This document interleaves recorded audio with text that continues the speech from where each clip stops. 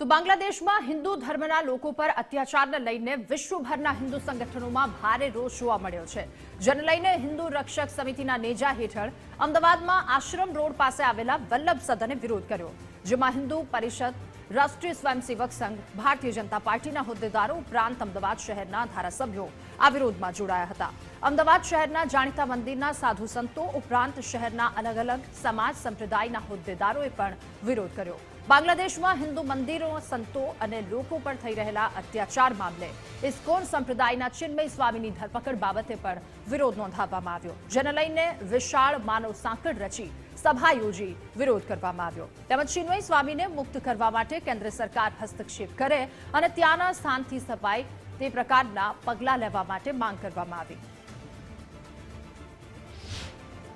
જે થઈ રહ્યું છે બાંગ્લાદેશમાં એ સારું નથી થઈ રહ્યું અને જે માનવતા દીપાવી જોઈએ એની જગ્યાએ માનવની જ્વાળા એ લોકોએ જે બાંગ્લાદેશમાં કરી છે, હિન્દુઓ પરના જે અત્યાચાર કરી રહ્યા છે અને સંતો પર જે અત્યાચાર થઈ રહ્યા છે, મંદિરો જેવા સ્થાનો તૂટી રહ્યા છે, તે આપણા માટે બહુ એક દુઃખની વાત છે। આના માટે હિન્દુ સમાજે એક બની સરકારશ્રી પણ આમાં ધ્યાન આપી યોગ્ય પગલાં કરવા જોઈએ અને જેટલું બને એટલું જલ્દી આપણે હિન્દુઓને એનું રક્ષણ મળે એ કાર્ય કરવું જોઈએ। ના એક રાજકીય સાજિશ છે।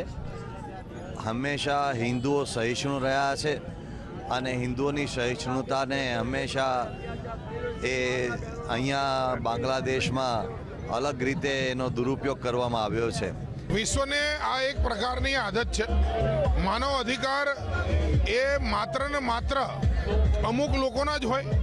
આટલા મોટા હિન્દુ સમાજને જ્યાં બહેનો બેટીઓ પર બળાત્કાર થતા હોય, હજારો લોકોના ટોળા એ નાનકડા હિન્દુ વિસ્તાર ઉપર તૂટી પડે અને એમની મિલકતો પણ લૂંટી લેતા હોય, એ પ્રકારે અને એ લોકો બચીને ભાગે તો ક્યાં ભાગે, આવી પરિસ્થિતિ હોય, માનવ અધિકારનું સરેઆમ હનન થતું હોય, ત્યારે વિશ્વ ચૂપ કેમ? બાંગ્લાદેશમાં જે હિન્દુઓ પર અત્યાચાર કરવામાં આવી રહ્યો છે એના વિરોધમાં આજ વિશ્વ માનવ અધિકાર દિને આજે સંસ્થાઓ દ્વારા અને સૌએ ચૂંટાયેલી પાંખ દ્વારા અહીંયા વિશાળ માનવ સાંકળનું આયોજન કરવામાં આવ્યું છે અને અત્યાચાર ઉપર જે વિરોધ કરવામાં આવી રહ્યો છે, અહીંયા જે હિન્દુઓ પર બાંગ્લાદેશમાં જે મહિલાઓ પર અત્યાચાર કરવામાં, એમને પર બલાત્કાર કરવામાં આવે છે અને ટોળાએ ટોળા ભરીને જે હિન્દુઓને ચૂપ રાખે છે, એના વિરોધમાં અમે અહીંયા ઉપસ્થિત થયા છીએ। કારણ શું રહ્યું છે અને આપની શું માંગ છે?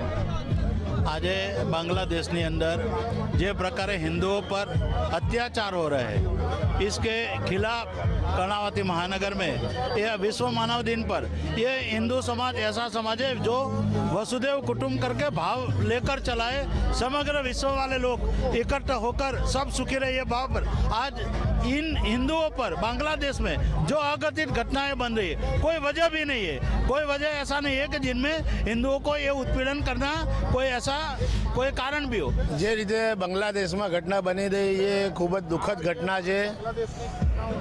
બાંગ્લાદેશમાં લઘુમતીમાં હિન્દુ સમાજ છે તેના પર ખૂબ અત્યાચાર થઈ રહ્યો છે, તેના અનુસંધાનમાં હિન્દુ સમાજ એક થઈને આજે દેખાવ કરી રહ્યો છે, તેના માટે અમે બધા આવ્યા છીએ।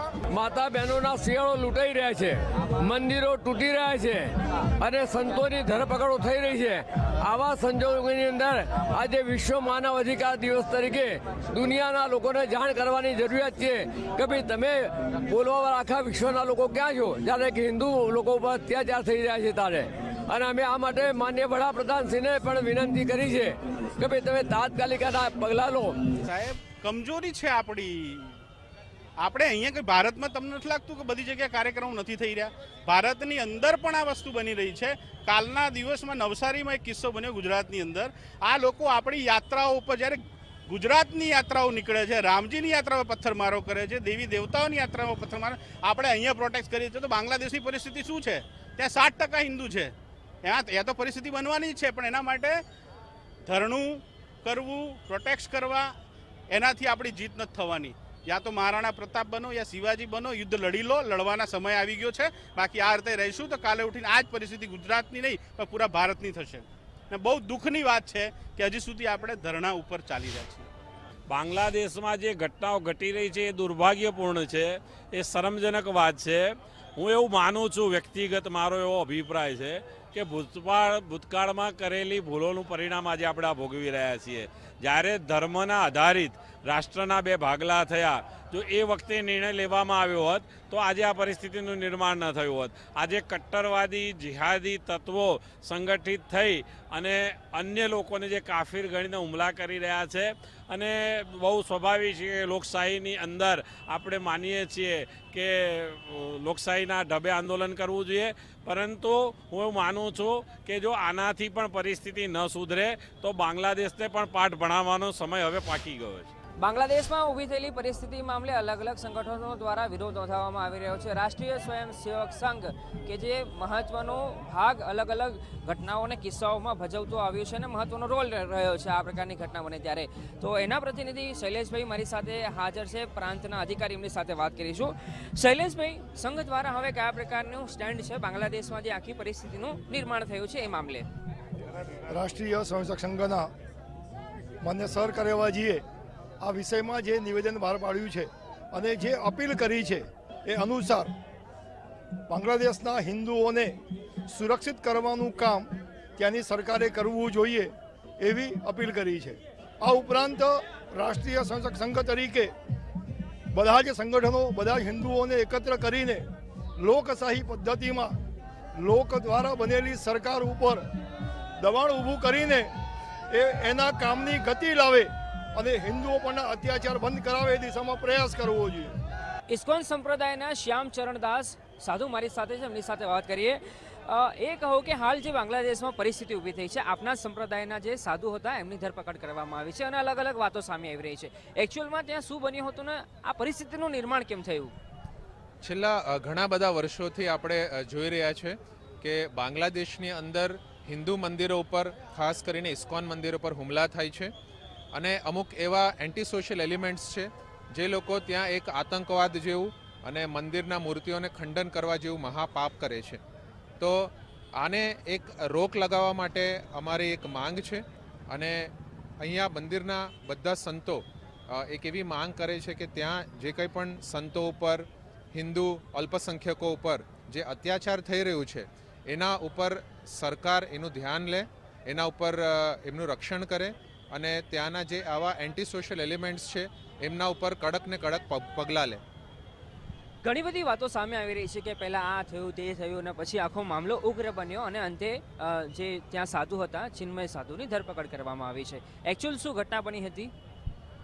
વસ્તુ એમ છે કે જેમ આ બધા અલ્પસંખ્યકો ઉપર જ્યારે પણ કોઈ પણ પ્રકારની પ્રતાડના થઈ રહી છે ત્યારે નેચરલી કોઈએ તો એક વ્યક્તિએ એને સામનો અવાજ ઉપાડવો પડે છે અને ઇસ્કોન એક એવી મોટી સમુદાય છે ત્યાં બાંગ્લાદેશમાં જેના ઘણા બધા મંદિરો છે અને એક સનાતન ધર્મનો અવાજ ઉઠાવવા માટે ચિન્મય કૃષ્ણદાસ પ્રભુજીએ એને એક આગેવાન તરીકે એને અવાજ ઉઠાવ્યો છે.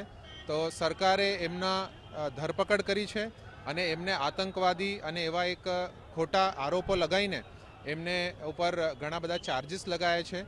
સો એ બધા વસ્તુઓ પર અમે વિરોધ કરીએ છીએ. ધન્યવાદ. અમારી સાથે વાત કરવા બદલ. તો આ હતા ઇસ્કોન સંપ્રદાયના સાધુ જેમને બાંગ્લાદેશમાં આખી પરિસ્થિતિનું નિર્માણ થયું છે તે અંગે પ્રતિક્રિયા આપી. કેમેરા પર્સન યજ્ઞ મોહન સાથે અર્પિત દરજી, ગુજરાત ફર્સ્ટ, અમદાવાદ.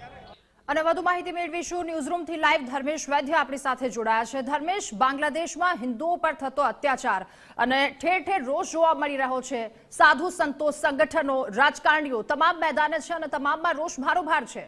રાધા, બાંગ્લાદેશમાં જે બર્બરતા થઈ રહી છે, ખાસ કરીને હિન્દુ મંદિર, હિન્દુ સંત અને હિન્દુઓ પર જે બર્બરતાથી અત્યાચાર થઈ રહ્યા છે એનો ઠેર ઠેર દેશમાં વિરોધ થઈ રહ્યો છે.